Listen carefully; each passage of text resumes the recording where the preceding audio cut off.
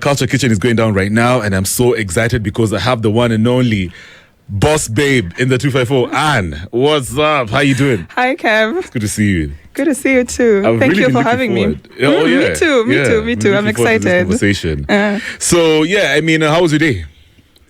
My day was busy. I worked from home mostly because I missed last week. I was unwell. I had a bad flu. Yeah. Then I had my birthday after I recovered from the flu. By the way, it was a really busy week. When I reached out to you last week, I was so amazed when you told me, because it's your birthday week, you're going off air. I'm not taking any work. You're not available. You got to chill. And I like that. You know what that meant to me? Mm-hmm. You can afford your freedom.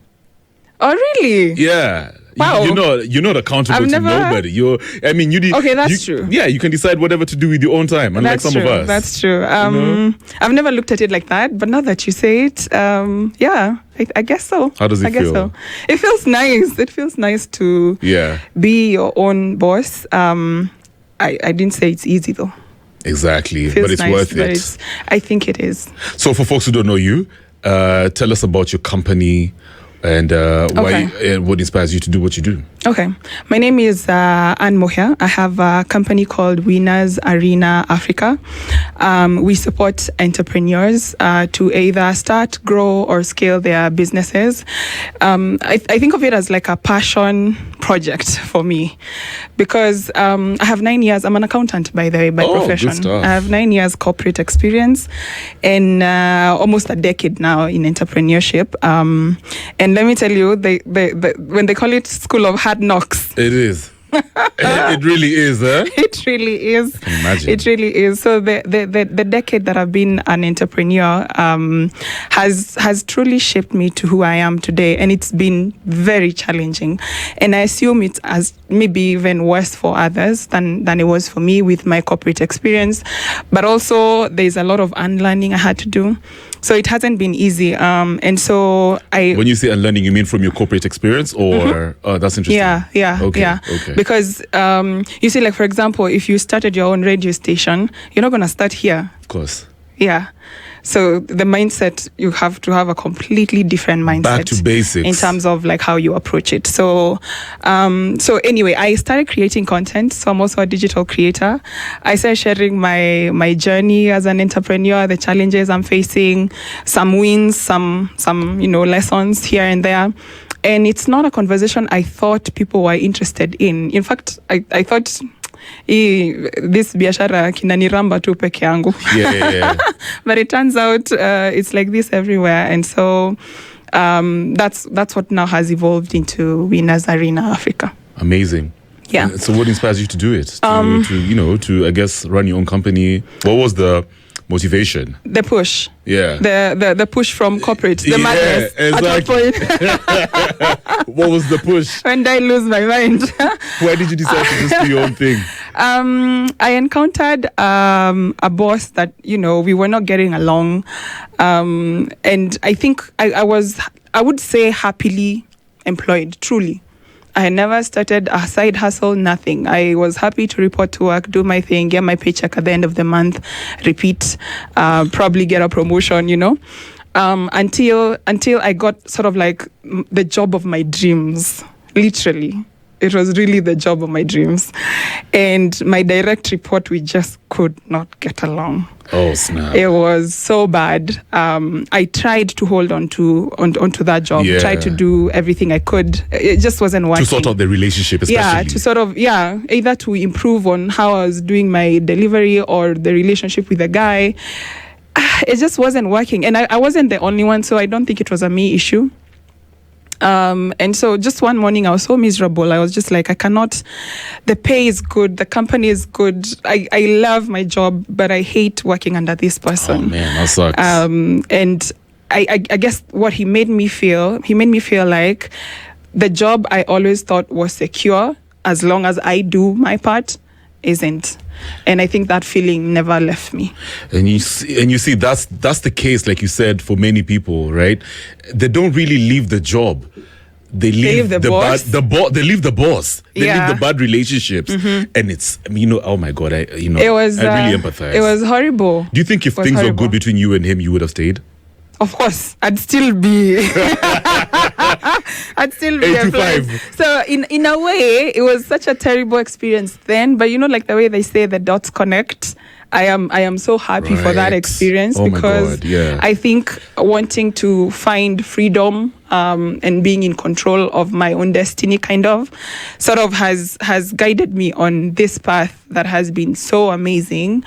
In like, as a person, I am not the same person. You definitely evolved. Yeah, let me ask you, I want to go back to day one, I want to go back to, when you were young, Did you grow up in a wealthy family or something? Wealthy? Well, define wealth. How about your, just like a typical, family? When I say typical, I mean like most people out here, isn't it? Maybe below middle class, most. Nini. No, definitely not middle class. So I was raised by my grandmother in Githunguri. I went to a local school in Githunguri.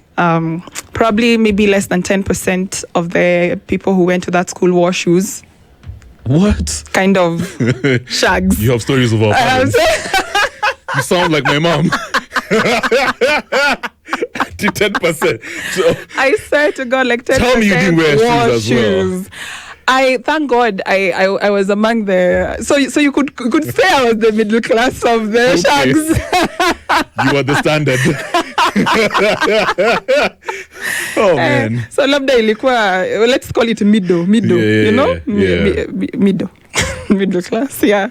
Okay. But very humble upbringing.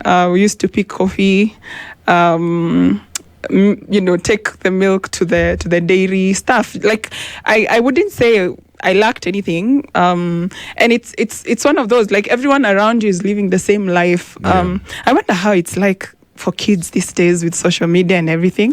Now, kids have access to stuff because even us guys, especially millennial parents, we never want our kids to go through what we went through.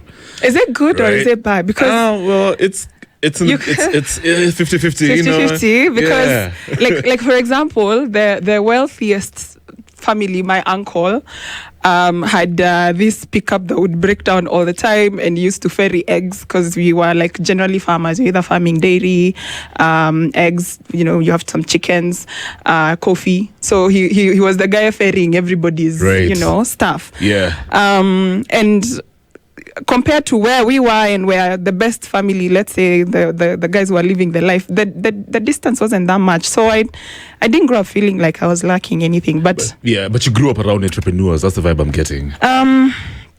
Farmers, yes. Yeah.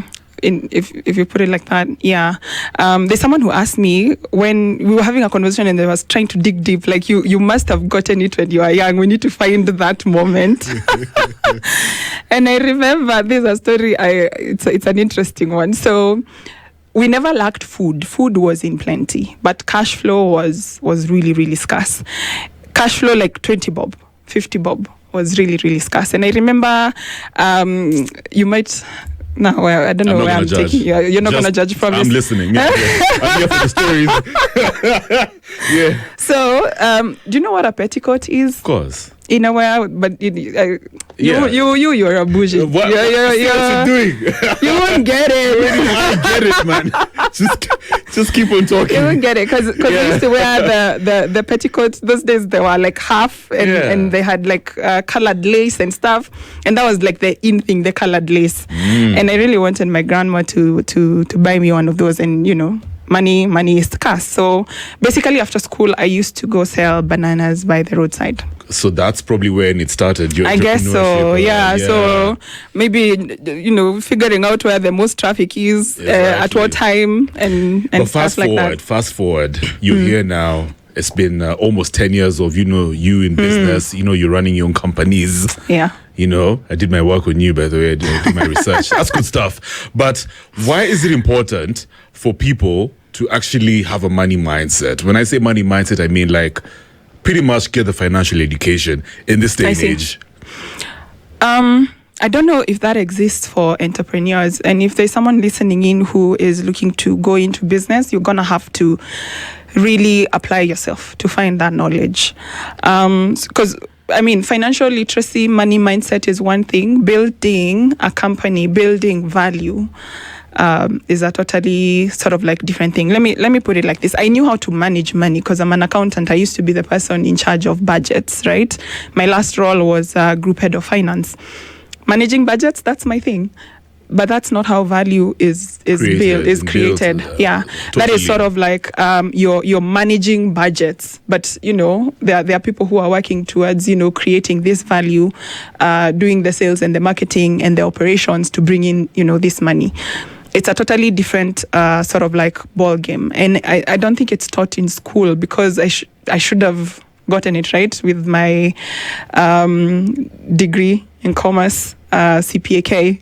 If I don't have it, or rather I didn't have it when I was starting out, then you can see that our system really doesn't support innovation and entrepreneurship. That you have to journey by yourself. Yeah, it's almost as if you have to learn these things, as you go. There's a lot of trial and error. Right. Which is painful. Scary. It's painful. You lose money. You lose time. You lose energy. Sometimes you're so frustrated. Many people, go back to employment, just to get a breather. But the frustration is what builds you. That's what you learn. Those are the lessons now, isn't it? Yeah. If you're paying attention. Yeah, I like that. So what are some of the habits that you had, I guess, before you became an entrepreneur, and the ones that you had to relearn? Because you said there's some things that you unlearn and relearn. Yeah. I want to compare notes. How much time do you have? Enough time to listen to value. Your habits before you became an entrepreneur, and then now that you're an entrepreneur, that I guess we can also learn from some of the things that you had to, I guess. Let me tackle money mindset, right? Okay. So, for example, I had this assumption that when you build a great product, they will come. Whoever your customers are that you're building this great product for.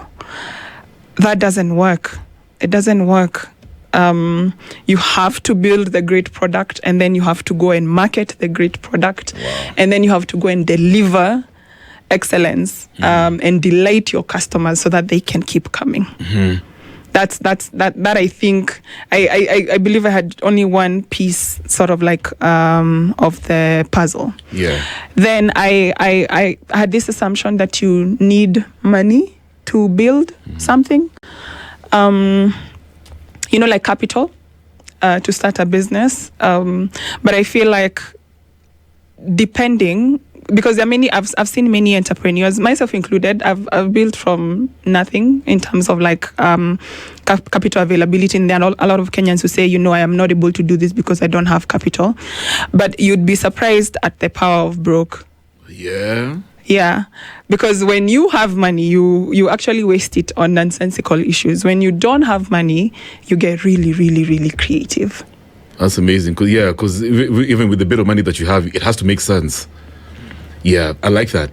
And, my dad used to tell me, Kevin, you have to work hard in schools, even when you're at work. He was such a big proponent of working hard. And I believe in working hard. But at the same time, it didn't really make him rich. Now the hard work. Yeah. How sad. You know what I mean? So in relation to business, right? How do you at least ensure that you have the right vehicle? Basically, you have the right idea, you have the right product, so that you don't incur a lot of losses. Because I know there are people who are starting out and they want to make sense of the bit of capital that they have. Yeah. How do you ensure that you have the right vehicle? First, get yourself a mentor before you start. Before you test your idea, get yourself a mentor. They'll ask you the right questions that will probably piss you off, but they'll get you in line. There are some things. Basically, when you're starting out in anything, really, you don't know what you don't know, and so I wouldn't say that by getting yourself a mentor, you're not gonna incur losses. But they just get comfortable with losing. You're gonna lose more than you will win. I can promise you that. whether that's contracts or gigs, or you will lose more than you will win. So you just have to get comfortable with losses. And in fact, you want to get yourself in a situation where you fail pretty quick, right? And you fail early because it's cheaper. You don't want your lessons to be too expensive. Brilliant. So get yourself a mentor who will sort of like guide you, ask you the right questions. Sometimes the idea you have in your head sounds really nice, but it's a really dumb one. But because you don't know. And so sometimes you can go all in and then you realize, you're going to be like, yeah, my boy told me, this is such a fresh product. This is an Uber for just businesses. Yo, and I know there are many folks who've come up with ideas like Uber. But Uber for XYZ. You know what I mean? It's so sad and it's very scary. But, I like what you said. Fail early because it's cheaper. Moving forward. Yeah. One thing I like about you is you're really putting in the work in terms of conversations. You're big on your social media. You're out here engaging with other entrepreneurs. And you're sort of like in a community. And now you've developed like a brand. You're out there. You're known.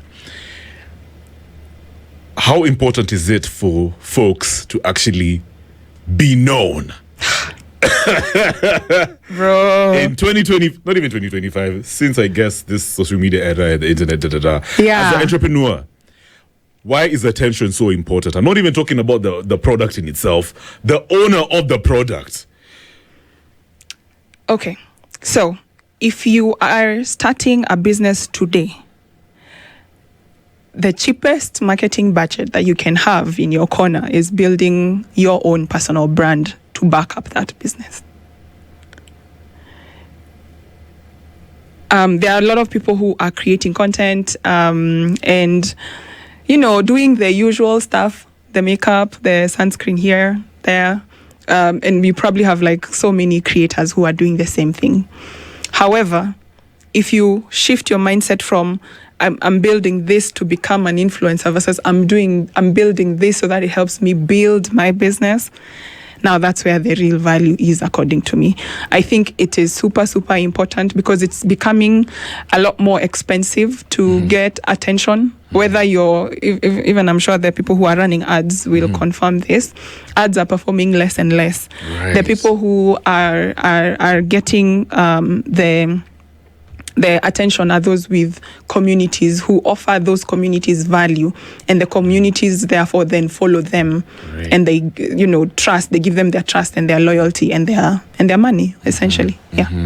Yeah. So now, in relation to social media, so how does the marketing work? Where is the gold mine? How do you say, for example, now I'm like, okay, fine, I'm new in business, I want to take advantage of social media. I'm going to start with marketing, for example. What's the strategy? That's in any business. That's the wrong mindset. Let me put it like that. Sort of like when you go and your goal is what's in it for yourself.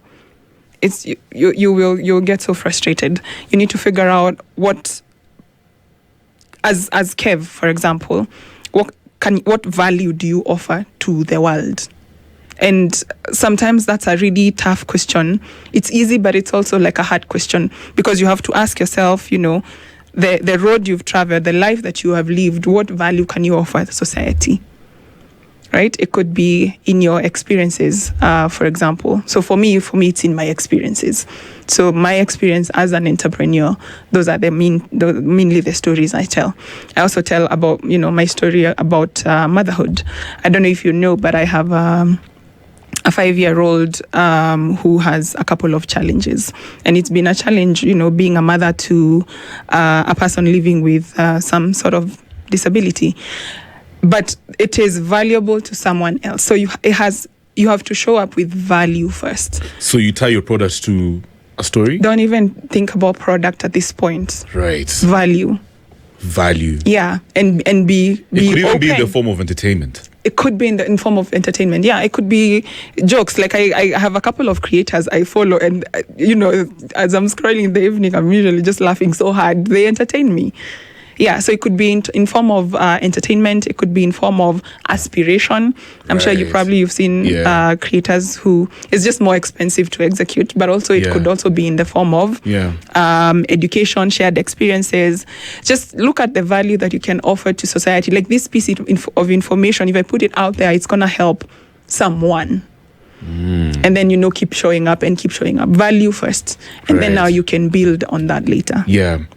Can you have massive financial success without tying your product to a social media strategy in this day and age? Can you have massive success? Yeah. Without tying your product to social media? Because we know the power of social media. People say it's literally, it's like it's the engine these days when it comes to product development, whatever. I think you can. Can you? I think you can. Let me tell you an interesting story. I'm looking for this entrepreneur. If I find them, I really want to have a conversation with them. I don't know if you've seen Samosa World, KE. I'm not so sure I have. Some probably to a Kilimani na Kilelesha. They have to market more. Because if I don't know them, that means the strategy is not working well. Okay, hold on. Acha niko explain here. Please explain. So I know something. I know Chapati lady, something like that. I know her. So Samosa World KE is not very prominent on socials.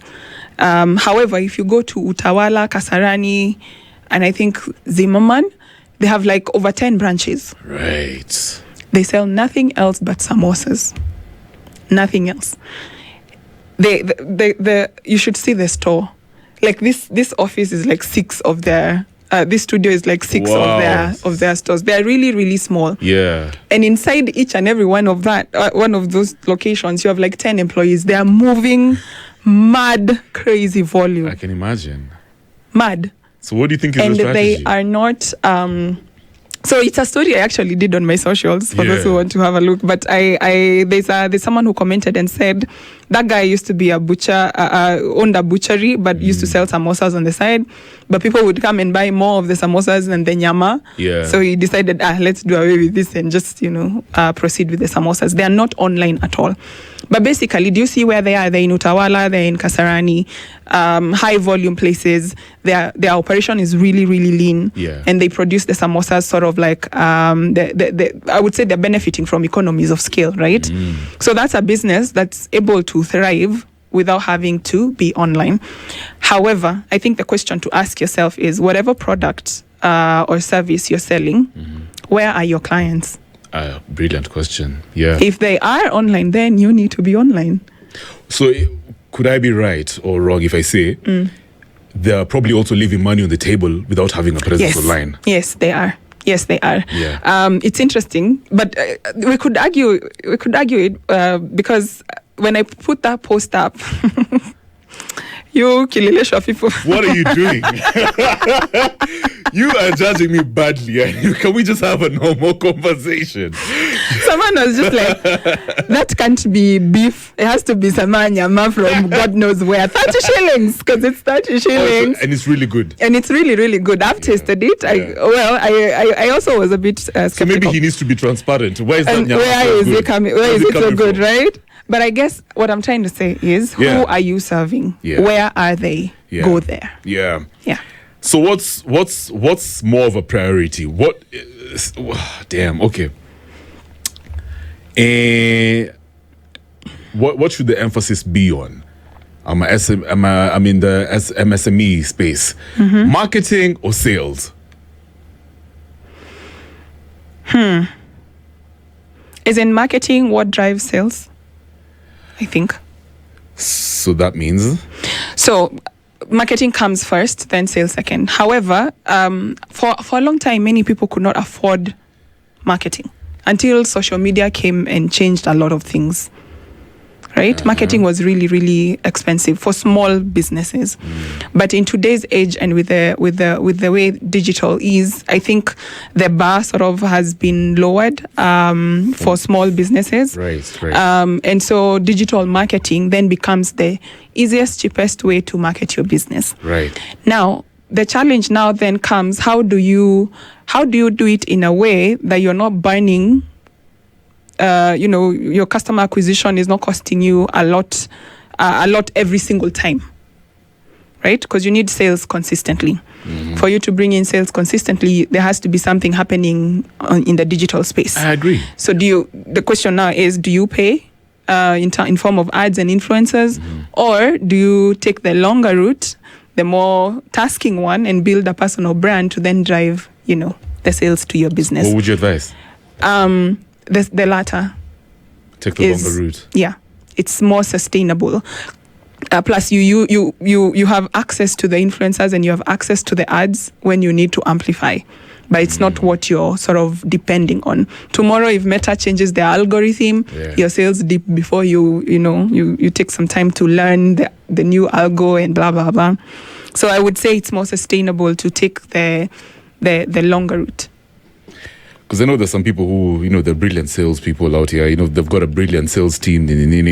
When you get out there and you start knocking doors, and then I don't know your business, I'm just like, some people just like it when your business is more familiar. That's when they can spend their money. That's true, right? Yeah. Yeah. So I've done a lot of cold calls. Yeah. In my time. Yeah, you talked about that on one of your videos. I saw it on Instagram. Cold calling. Is it really working when you're not really doing the marketing? Right now, I would say, don't bother. You're better off really trying to figure out how to build this personal brand online. Right. You just need to be visible. It's the new currency. I have a feeling, when I started doing this, it wasn't even sort of like quote unquote like a strategy. I didn't sit down and I had a grand strategy. It was just, I really wanted to share my experience as an entrepreneur. I felt like it could benefit other people if there were other people who are experiencing what I was experiencing, right? I went on TikTok, so I did it for fun for most of the time I've been there. Mm-hmm. But I think this year only I have sort of like become more intentional about it. And I would say for the last 6 months, not even a full year. Mm-hmm. And already I can tell it's going to transform my life if it hasn't already. Yeah, it's worth it. So I've got a product, I've got it out there, I'm selling this, I'm getting a bit of money. How should I create that balance of, I've come back to the business. Should I invest it back on the marketing, building the company's brand, or should I invest on the products? When you make revenue? When I make a bit of revenue. I see. How should I make sense of that money? Oh, wow, that's a whole class. But let me try and see if I will sort of like break it down. In remember, in I just started. Simpler. I just got into business. You just got into business. Yeah. So first, I think my assumption would be at this point you don't have a strategy per se. Yeah. Yeah. You picked a product. Yeah. And you were just like, let's try. So I would call this a pilot phase, and your pilot is successful because you've been able to sell. There's proof. There's proof of concept, right? You've been able to sell. Yeah. That's usually like the number one thing. The main There's thing. a market for your product, and the price point is right. Someone has, you've shaken their hands and, they've bought the product or the service. So now you need to work out your strategy. And you need to be clear about the person who you're going to be selling this product to, or rather like your customer segment. I feel like the biggest mistake people make is trying to sell to everyone. You see, like back to the samosa people, they are very specific about the Kenyan they are targeting. And that's why they are where they are, right? And it's smart to do it like that, because at the same branch, in the same size, in the same, in another different location, it will not sell, it will not work. So be clear about the customer that you're targeting. And then be clear about how they perceive value, because sometimes I think we sell the product for the product, not for the value the customer is getting, when buying our product. So you could be selling samosas, but I'm buying convenience. Oh my God, yes. I'm buying convenience. I don't want to roll the unga, the whole process. I don't want to deal with it. That's what I am buying. You're selling samosas. So you need to understand how I perceive the value your product or your service brings to my life or the reason why I even need it in the first place. And that helps you in communication, because if you market samosa, you completely miss the point. Well, you say, this whole box, you can get it delivered to your house if you have an event, and this is how much it's going to cost. It's going to have 100 pieces inside and blah, blah, blah. Then I'll be forced to be like, oh, I actually have wagenis this Saturday. Correct. I don't need to hustle with this. Please, can you bring it? Right. Value versus, just selling the product. Mm-hmm. Then from there, just figure out then how do you keep this customer coming back? Right. So once you've sold them to them once, what do you need to do? How do you need to behave as a business towards that client? What kind of information do you need to continue feeding this client for them to keep coming back?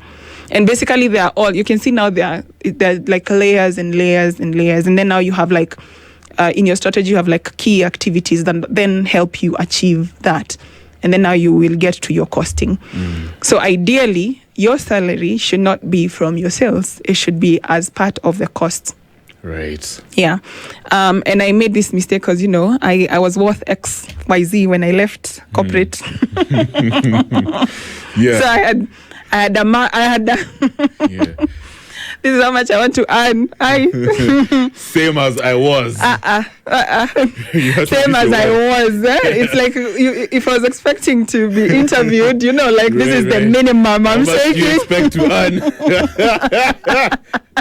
Yeah. Oh my God. No, yeah. You start with just the basics. Ask yourself, for you to not die, what do you need? Like for you to stay alive. Yeah. You probably need food, you need transport money, you need rent, just the basics. Yeah. Try and get your business into a space where it can pay you that as a salary. Right. Which is like minimum wage. And you have to pay yourself.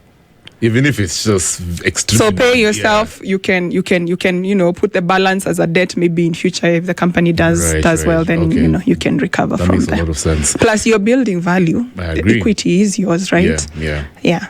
And from your story, how did you get the right people to work for you? And also that's going to mean how can somebody else also get the right people to work for them? Because I know we always imagine that the best people are just degree holders. Alifana become I don't believe that, especially in this day and age. The brilliant guys out there. So how do you get the right folks to work for you? I started off with the degree holders. Oh, that's what you did. It's safer, yeah? No. It wasn't. So these are the things I had to unlearn. This is another one of them, right? Right. So ideally, if you have a gap here, there's someone who needs to sit over there and do something to help this show. You hire. You tell HR hires. Suddenly you have Anne seated next to you and you continue working together. But that time you don't even have HR, isn't it? So but now see, I'm HR. I can play the role of HR. Yeah. See, CV too, Nini, interview. Exactly. And I get my person. The thing that I completely missed is that in as much as, let's say you're hiring for a sales role, because that's what I did. I didn't like selling. I'm an accountant. Just get someone else to deal with it. I'm the business owner. I'm the one who understands my product. I understand my customer. Now I've hired someone to come and sell, my product or service. Because I don't know how to, and I don't want to go through the headache of learning how to. What then that means is they're not properly guided. I am not in any position to, even know whether they're being successful at how they're doing it or not. I don't have a working method that I can show them. This is how we do this. You're also just winging it. So literally, I've invited someone who doesn't share my dream to wing it. You're both wingers. So just tell me, what do you think are the chances of winning in that kind of a setup? It'll go nowhere. So most of the things that I'm speaking specifically to small business owners, right? Correct. Whatever you're hiring for, you need to, in as much as, let's say, they might be better at it than you, but at least you need to know which process works. Right. You need to be able to manage them to execute on that.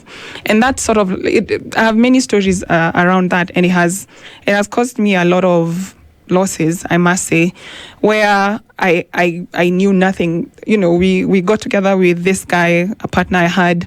We built an app. Fantastic.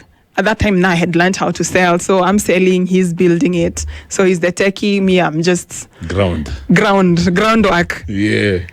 Hey, he gets a really fancy job. And then now I'm just left. I'm like, oh my gosh, what is Python? What is Python? What is JavaScript? And you know, most folks like those, but they usually use a startup as a stepping stone to get back into corporate. Dude. So he left you high and dry, man. He left me high and dry. Jeez. I tried. I was just like, someone encouraged me, just start at HTML. Yeah, oh my God. So did you actually have to learn these things? I couldn't. It was so painful. I was just like, it's okay. Yeah. Another lesson in the bag. We were beyond the pilot phase. Like we were. You guys were not making sense. It was making, we had a couple of clients, close to 200 users. So wow. It was a big deal. It was a big deal. But, you know, you live and you learn. So, what am I trying to say? I'm trying to say that, you know, hiring is probably going to be your biggest headache. However, your best hires will be the ones you grow with. You know, the guys who probably have never worked anywhere and you teach them your culture. Right. You teach them how this is how I want this to be done. This is what we stand for. These are the values. So they're not bringing their own, you know, ideologies and their own different cultures to your small business because it's already a small business. But if you are willing to put in the effort to mentor, then I feel that's the best approach for a small business. If you get someone with experience and a degree, they come. First of all, they're rowing your small business. And they're not cheap, isn't it? And they are also not cheap. Yeah. They're also not cheap. And they're used to structures. Remember, you are building your structures as you go. So they're used to, they thrive under structures. Yeah. Not everyone is able to leave structure and, you know, survive. Yeah. Damn. And you're entrepreneurship. You're dropping bombs. I love it, man. This is amazing. Guys, for the record, that is Anne. How do you pronounce the second name? Muhia. Sorry. Muhia. Anne Muhia. She's an entrepreneur. She's got an amazing program. We'll talk about that and how you can actually join the program later on. But right now, we're keeping it moving, man. You know, in this country, there's a certain narrative, and maybe it's actually factual. They're talking about how the economy is very, very dilapidated, right? Businesses are being shut, you know, left, right, and center. Some biasharas are actually now moving to other countries like Tanzania or whatever. Not Tanzania, not today. No, not today. I take back my words. Do you consider Kenya to be a land of opportunity? Is it still a land of opportunity? Is this a place where it's sort of like the American dream? Absolutely. Is the Kenyan dream still alive for entrepreneurs? In fact, just today, the guy who brought me the Uber I came with, we were just having this conversation. So I like talking to Uber guys and, you know, asking them, you know, how is business and blah, blah, blah. So I was keen to know, like, how much do you make in a day before expenses or after expenses, whichever number you have. And he tells me he makes between 3,000 to 5,000 after all the expenses. And I'm like, wow, it's actually not bad. Good money. Yeah. It's good money. So he says if it's your car, then, you know, you because I mean, when it's peak hours, that's when you show up. When it's not peak hours, you go do your own shugulis. You can farm watermelons or something, you know, keep yourself busy for those hours. So that's one way of looking at it. But also, I feel like there's Kenya is the land of opportunity. Most business owners just don't have the information. I think there's a lot of money lost in Kenya in the trial era.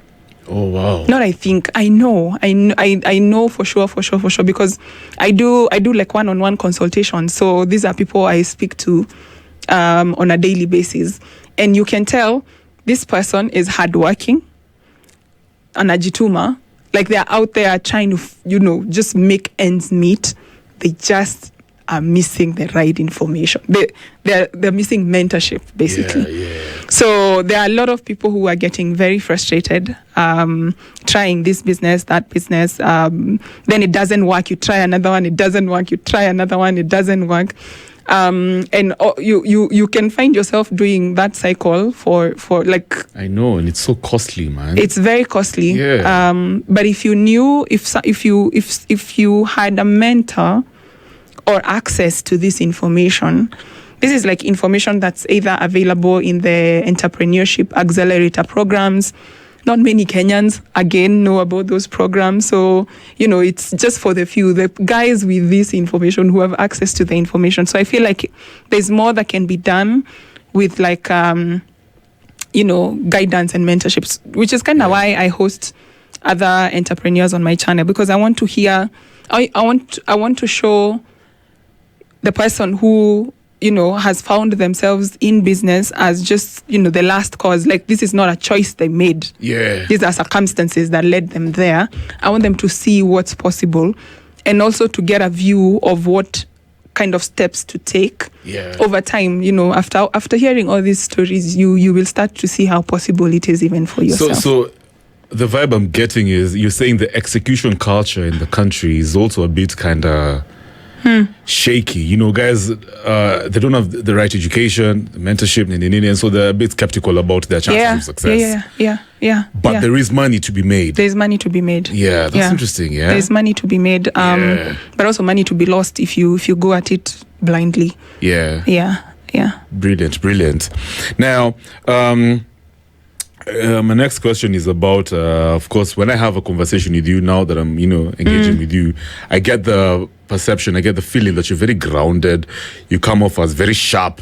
You know what I mean? Your energy is dope, man. Thank you. What's your ritual?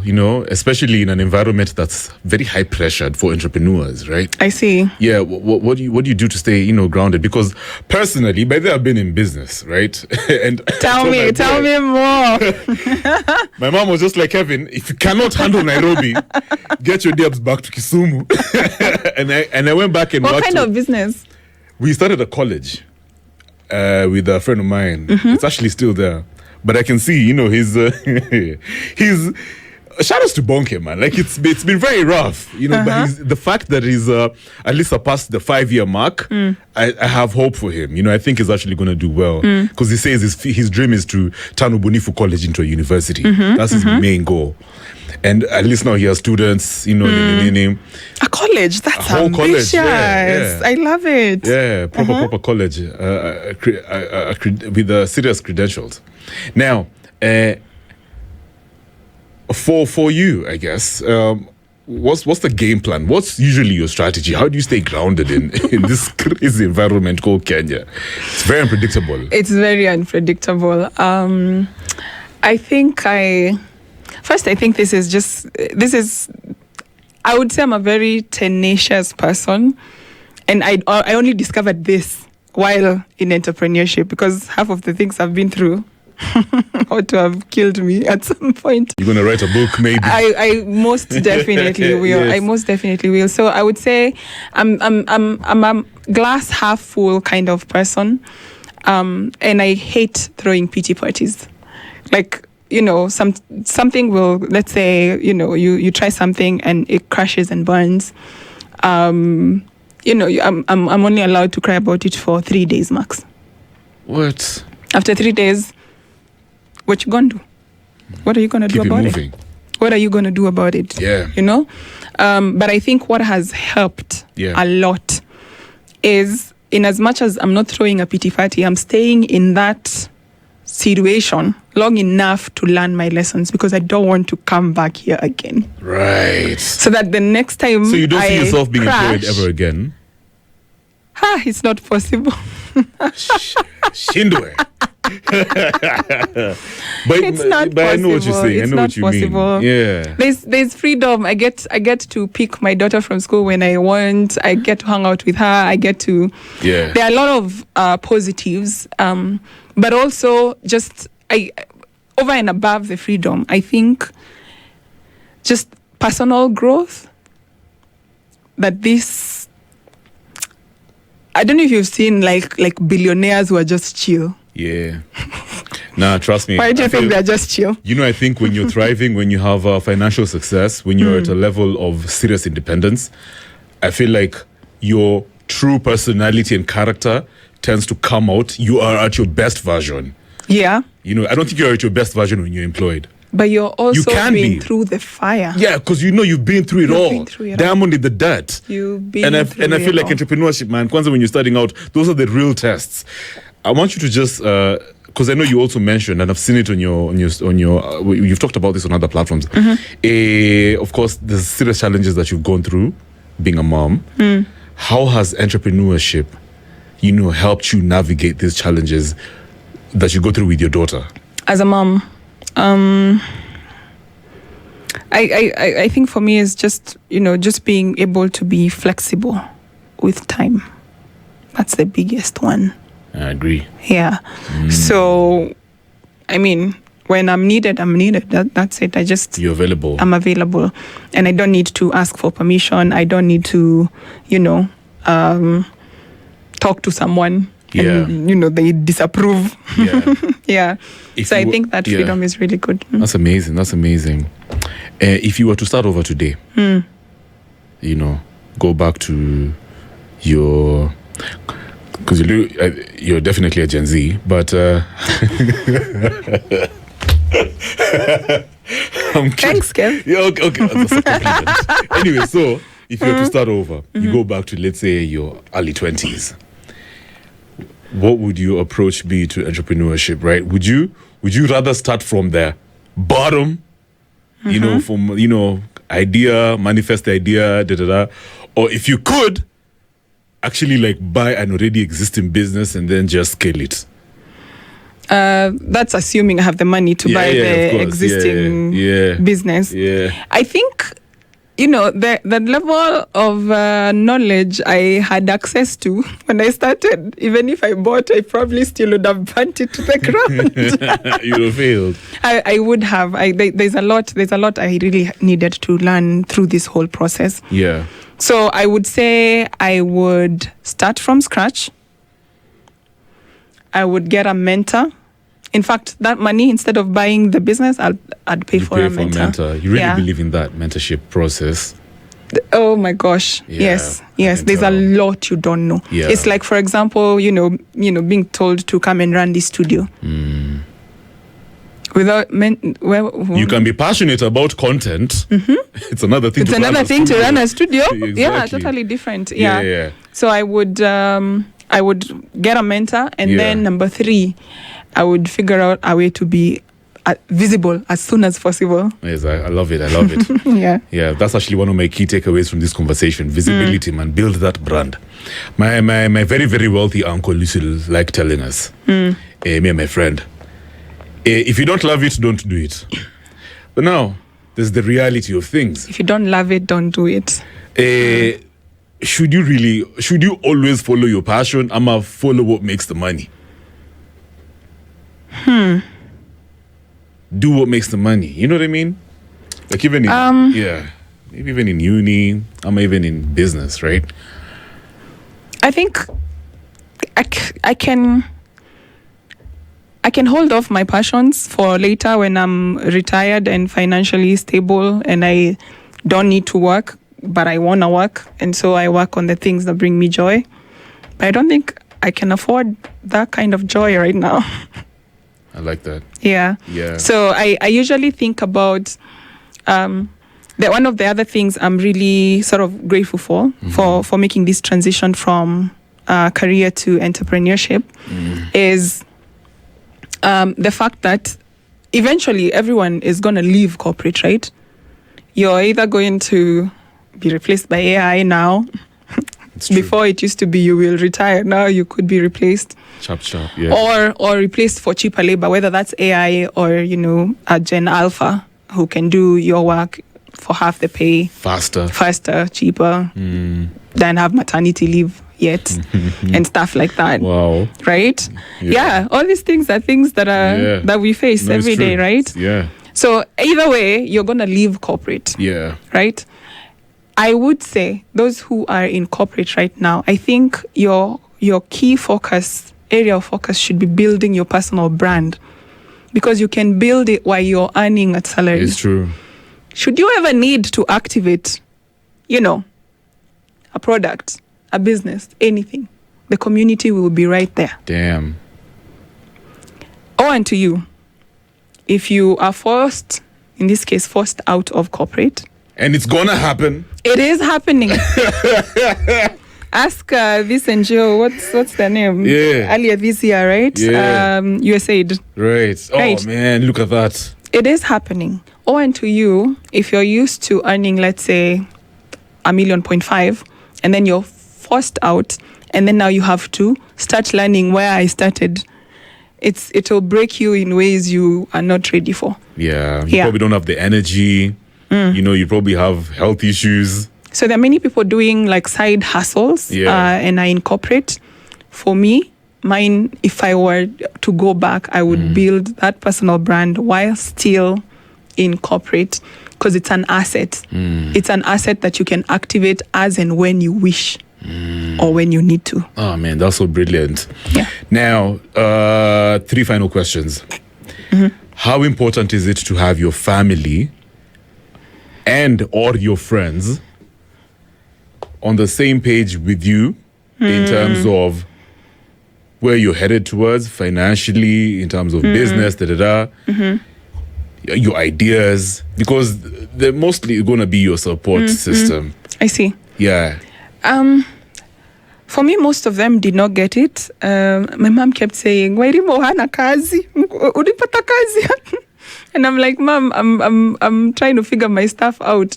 I am actually not looking for a job." She was just like, "Wairimo, that's my middle name, Wairimo hana kazi." So most won't get it. Most won't understand this journey that you're on, and it's okay. Just believe in the, because I feel like it's almost like a calling. Entrepreneurship is not for everyone, but it's true. If it burns in your heart, heed the call, answer the call and just try it out. However, I must say, like, my husband is like my greatest supporter. 1000%. And I think I imagine if I was married to someone different, maybe someone in corporate. Yeah. And I keep hitting the wall. I tried this, it hits the wall. I tried that. Structure. Na mezoea structure. Ataniambia unapenda kupoteza pesa. Kazi yako tu. Oh my God, that's so funny. Kazi yako tu ni kuban. Unapoteza tu pesa kila mahali. They would not get it, honestly. They wouldn't. So your husband is also an entrepreneur? Yes, he That's is. Amazing. You guys are such a team. And have you ever contemplated quitting business? For real? Many times. Yeah. When was the latest? The latest this year. What a jokes. In Feb. I remember it. Was it in January or Feb thereabouts? Yeah. Hi. It was bad, eh? It was really, really, really, really, really bad. Really, really bad. Like, I think the day I tell my story, like, tell it, like from start to finish. Yeah. I was going to ask you to tell us, but, Hey. So what happened is I spent half of 2023 and then half of 2024 making a certain pivot. So I was moving from software and business processes to something else. And we were doing it with a partner, and then it didn't work out. And I had to make the decision to just, it is what it is, just walk away from it. And I think that hit me really, really hard, because I think of all the business ventures I've attempted at, I was the most knowledgeable, the most intentional with that one. And things were actually working out. So what made you change your mind? That was very, very difficult. Just different partnership dynamics. I would say maybe let's talk about partnerships. I mean, if you're going to be in a business partnership, both of you should be in therapy. It's true. Both of you need to be in therapy. And I think frequently you need to ask yourself the question, is this logic or is this a feeling? whatever situation you could be sort of like managing. Because if you don't, then, feelings have a way of getting into the business and, it's not sustaining. Feelings are bad sometimes, Yeah. And how important is, you mentioned therapy. How important is it for you to stay physically healthy, strong, you want the fuel to keep you moving. Yeah. So what do you do and how important is that to you? I am struggling. I am struggling in that area. And my husband is always laughing because I'll try Monday, Tuesday, and then I'll fall off.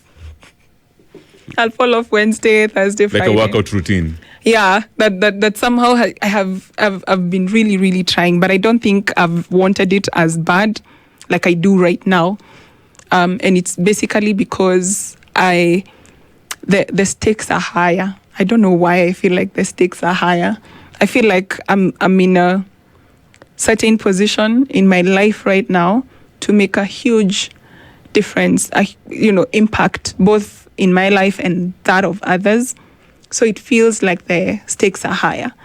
And I can almost feel like my body needs that. So absolutely, yeah, man. In fact, it's a conversation I was having with myself while I was turning a year older, and I'm like, this needs to be the year that you change that. You have to. Let me tell you, I come from a sports background, and it's interesting because the harder you work, let's say at the gym or jogging or even going for long walks or whatever, the more you're going to have endurance in other facets of your life, the more you can actually execute better, and then you have clarity of mind. I believe you. Isn't it? Yeah. And all right, so final question. How important should the concept of success be to a person? Why should you chasing for success be your duty? Because I feel like we shy away from... Ask that question again. Why is the concept of success important to you? And why should it be to anyone listening to you right now? This idea of you living out your full potential, financially, physically, emotionally, socially, family, why should we chase after this thing called success with proper intention? I see. I think, I don't know, I think over the years, my definition of what success is and how to actually build success sort of like has changed and has evolved as I've grown in entrepreneurship. And really, any business exists to be in service of other people, if that makes sense. And so if you chase the value that you offer and you continue to think about how much further you can push it in terms of delivering this value, and you end up impacting the lives, in your community, in your society, I think then that would be success to me. It's not about, driving the latest car or living, in the biggest, mansion in the best neighborhood. For me right now, it's how am I impacting my society, my community, and am I intentional about doing that? But if you're intentional enough, you also start to be intentional with your personal growth as well. And ultimately, everybody wins in that sense. I feel like when you chase money, it gets to a point, it's I would say, how would I call it? It lacks depth. And unto you, if you make more money before you become, I feel like it does more damage. Does that make sense? I like how you put it. Like you make a lot of before becoming. Jeez, that's deep, man. Before becoming the person who has earned or deserves it, you make more money earlier. It's interesting. There's a bunch of folks who are like that, isn't it? Suddenly you found yourself with a bunch of money. Yeah, how are they? You can see what I mean, right? Before becoming, I feel like it does more damage to you than taking the longer route, which is why I'm really insisting the longer route is the way to go. I love this conversation, man. You know what? I hope to work with you in future, one way or the other. Because I just generally like working with people who are successful, man. Like, how many businesses do you run? Right now? Yeah. Right now, I have 3. That's good stuff. That's good stuff. That's good stuff. Yeah, that's amazing. So for folks who want to join your community, how can they do that? Oh, yes. I create content. I am Anne Muhia on all social media platforms. Anne Muhia _ on TikTok, on Instagram. I have a YouTube channel where I host other founders. It's called Unprepared to Entrepreneur, which is basically how my life has been. I started off unprepared, and I'm on a journey to becoming an entrepreneur, and I'm taking you with me. And I also host workshops. There's one that actually came out today, coming up on 29th of November, where I'll be sort of like teaching how you can use content to convert and drive business growth, convert into sales, content to business growth. That's what we were talking about earlier, actually. Yeah. That's good. So, and I hope I can continue to impact more people. If you run a business and you would like to share, feel free to reach out to me. I love documenting those stories for other people. That's my small contribution to society. Good stuff. At this point. I know we're going to have another conversation, part 2 of this one. Thank you so much for coming through to us.